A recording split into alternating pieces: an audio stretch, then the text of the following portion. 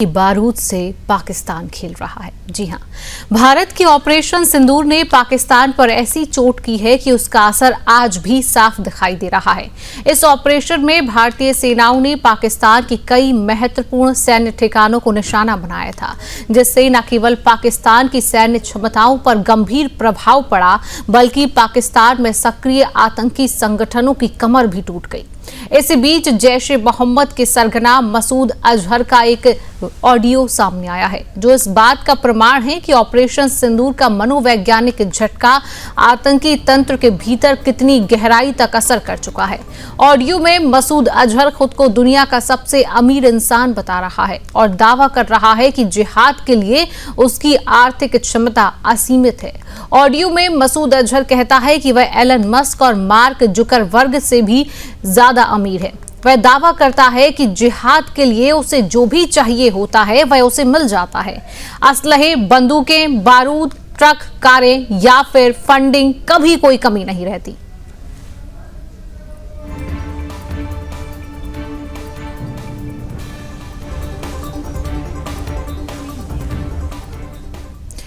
तो इसी विषय पर करेंगे चर्चा। हमारे साथ पैनलिस्ट जुड़ चुका है, परिचय आपसे करा देती हूँ। हमारे साथ विदेश मामलों के जानकार संजीव श्रीवास्तव जी जुड़ चुके हैं। संजीव जी, बहुत बहुत स्वागत है आपका सुदर्शन न्यूज में।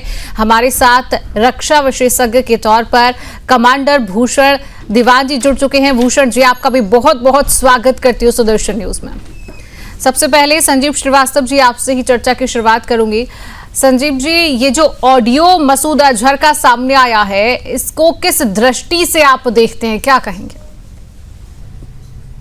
देखिए, इस तरीके की सोच रखने वाले जो भी एलिमेंट्स हैं, चाहे वो कहीं भी हो, चाहे वो अपने देश के अंदर भी हो सकते हैं। दिल्ली ब्लास्ट में जो भी आरोपी गिरफ्तार किए गए हैं, उनकी भी इसी तरीके की मानसिकता होगी। और जो ऑडियो सामने आया है और जिस तरीके की ये जो बातें, ये जो आतंकी है, जो खूंखार कुख्यात आतंकी कह रहा है मसूद अजहर, उससे ये बिल्कुल स्पष्ट है कि जो उसकी सोच है वो आसुरी सोच है, इसको मैं कहता हूँ। ये राक्षसी सोच है, ये शैतानी सोच है। और इसको अल्लाह का बैंक वगैरह का नाम दे करके कि अल्लाह के बैंक से हम पैसा निकालते हैं और उसमें जाकर के सुरक्षित रख देते हैं, पैसों की कोई कमी नहीं है, और हम जिहाद के नाम पर ये सब कृत्य कर रहे हैं। ये जो इस तरीके की जो मानसिकता है, इसको इस तरीके के जो पूरी तरीके से पतित जितने भी इंडिविजुअल्स होते हैं, आतंकी होते हैं, जस्टिफाई करने की कोशिश करते हैं कि हम दूसरों की हत्या कर रहे हैं, अल्लाह के नाम पे कर रहे हैं, पैसे का दुरुपयोग कर रहे हैं, अल्लाह के बैंक से पैसे का दुरुपयोग कर रहे हैं और पैसे का इस्तेमाल कर रहे हैं, और उसको जस्टिफाई करेंगे कि हम जो है अल्लाह का काम कर रहे हैं।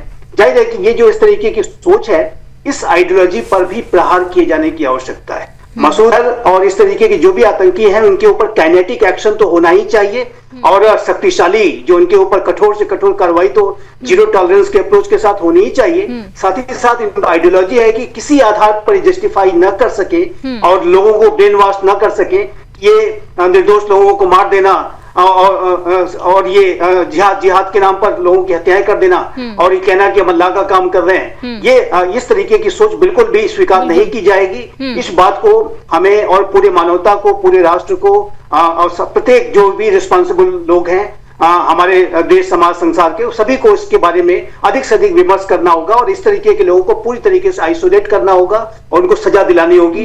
ये बात बिल्कुल स्पष्ट है, और तभी जाकर के कंप्रेहेंसिव तरीके से kinetic action as well as ideological जो उनका काउंटर, कि आप कोई इसको जस्टिफिकेशन नहीं दे सकते कि आप अल्लाह के बैंक से पैसा निकाल रहे हैं, अल्लाह का काम कर रहे हैं, इत्यादि इत्यादि। ये जो इस तरीके की बातें करना, ये जाहिर है कि पूरी मानवता के विरुद्ध अपराध की ही श्रेणी में आता है। और इस तरीके की वीडियो जारी करना और ये कहना कि हम किस आधार पर इसको हम जस्टिफाई कर रहे हैं जो हम कर रहे हैं, ये जाहिर है कि अनएक्सेप्टेबल, इसको मैं कहता हूँ, ये पूरी तरह से शैतानी कृत्य है, बहुत जरूरी हो जाता है। चलिए, हमारे साथ रक्षा विशेषज्ञ भूषण दीवान जी भी बने हुए हैं। भूषण जी, जिस तरीके से जैश ए मोहम्मद के मॉड्यूल को तबाह किया गया, तो ये माना जाए कि भारत अब आतंकवाद के पूरे इकोसिस्टम को पूरी तरीके से तबाह कर रहा है।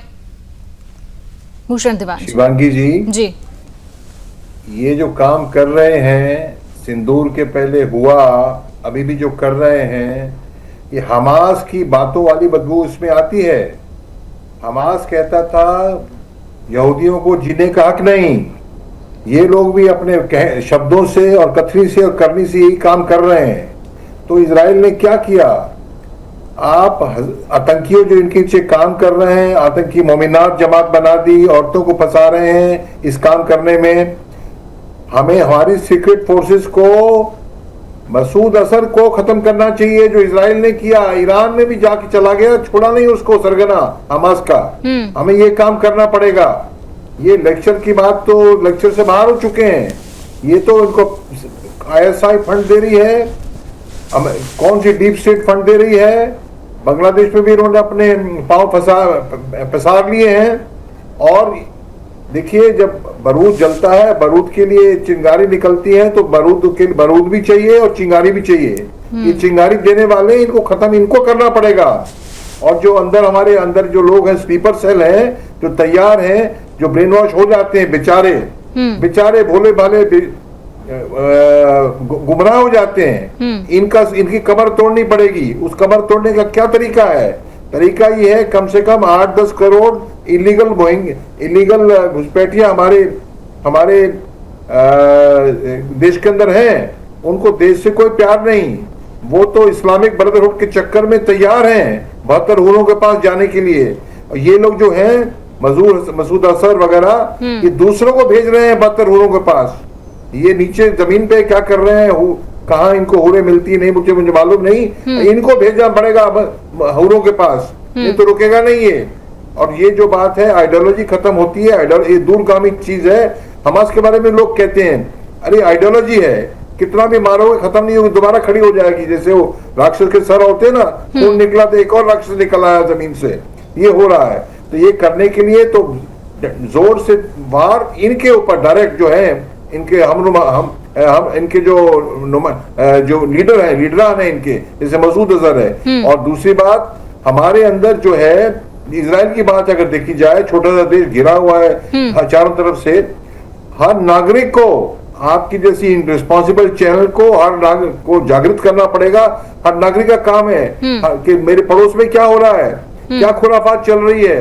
ये नहीं मेरे को क्या, उसको बोला भाई अरे भाई आग लग गई, हमें क्या, अरे भाई तुम्हारे घर लग गई, तुम्हें क्या।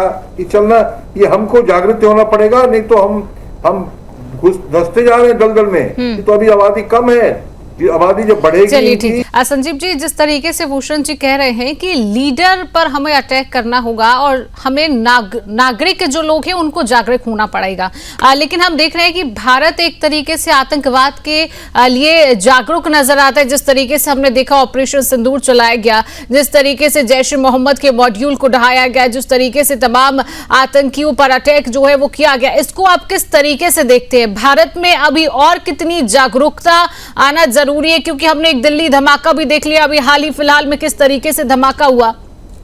क्योंकि संजीव जी, यहाँ पर एक और सवाल रहेगा। हमने ये भी देखा है कि ऑपरेशन सिंदूर के बाद डिजिटल प्रचार जो है वो बहुत बढ़ गया है, डिजिटल प्रचार बढ़ गया है, नेटवर्क जो है वो भी एक तरीके से बढ़ गया है। तो इसको भी किस तरीके से देखते हैं? ये किस ओर जो है इशारा करता है संजीव जी?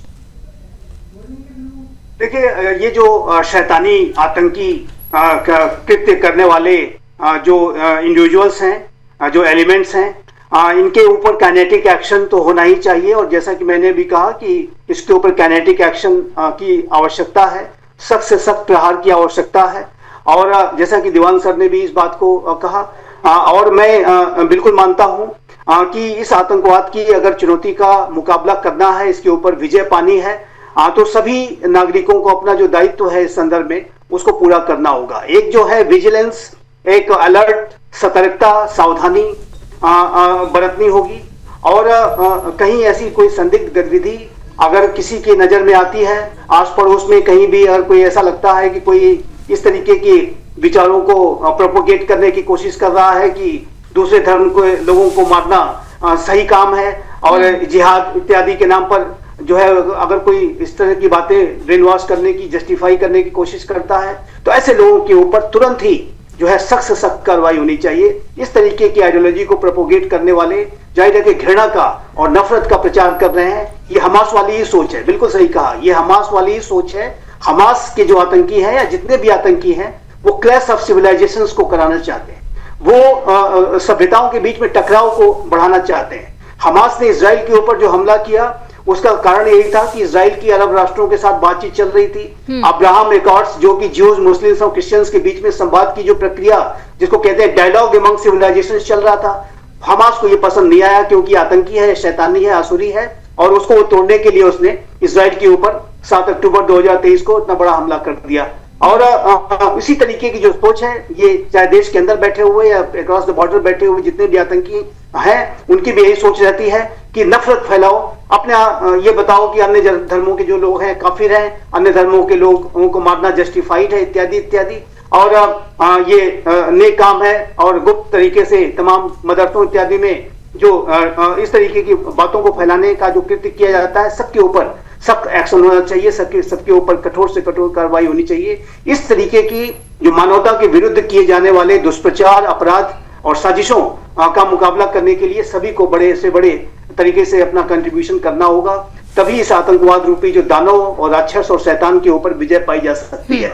और मैं फिर से इस बात को रिएम्फसाइज करूंगा कि ऐसी सोच रखने वाले जहां कहीं भी मिले और जहां कहीं भी इस तरीके का कोई प्रोपोगेशन कर रहा हो, चाहे वो सोशल मीडिया, देखिए सोशल मीडिया आपने जो पूछा है, ये भी बहुत इंपॉर्टेंट एस्पेक्ट है। ये आज के जो आतंकी संगठन है, वो जाहिर है कि जहां कहीं भी उनको लगता है कि वो they are under tremendous pressure, और बड़ी सख्त कार्रवाइयों की वजह से उनका जो नेटवर्क यदि डिसइंटीग्रेट कर जाता है, उनकी जो फिजिकल जो टेरिटरी अगर वो खो जाती है, तो वो डिजिटल में आ जाते हैं। जैसे कि मैं आपको बताता हूं कि आपके दर्शकों के लिए बताना चाहूंगा कि पिछले जो ट्रंप प्रशासन का जो कार्यकाल था, राष्ट्रपति ट्रंप ने ISIS के ऊपर भारी बॉम्बिंग्स की, और रक्का और मोसुल में ये जो अबू बकर अल बगदादी नामक जो उसका सरगना था, उसने जो फिजिकल कैलिफेट बना रखा था कि अब यहाँ पर तो इस्लामी शासन है और इसी तरीके का शासन हम पूरे विश्व में स्थापित करेंगे। अमेरिका ने हैवी बॉम्बिंग्स करते हुए उसको बहुत ही कम समय में उसको ध्वस्त कर दिया था, और ये जो आतंकी है टनल्स में जाकर छुपने पर मजबूर हो गया था, और उन टनल्स में भी जाकर के अमेरिका ने एक स्पेशल ऑपरेशन में इस आतंकी को ढेर कर दिया। तो ये जो ऑपरेशन, और एक ऑपरेशन कायला चलाया गया था। ऑपरेशन कायला के तहत विशेष रूप से टारगेटेड तरीके से अबू बकर अल बगदादी को अमेरिका ने ढेर किया था। इसी तरीके का जो एक्शन है, जितने भी जहां कहीं भी वांछित आतंकी छुपे हुए हैं, सभी के ऊपर होना चाहिए। मैं बिल्कुल सर से सहमत हूँ, दीवान सर ने जो कहा, इस तरीके की जो भी बिल्कुल एक्शन होना यहाँ पर बहुत महत्वपूर्ण हो जाता है। संजीव जी, फिलहाल समय का अभाव है। संजीव जी, भूषण जी, आप दोनों का हमारे साथ जुड़ने के लिए, समय देने के लिए आप दोनों का बहुत बहुत धन्यवाद।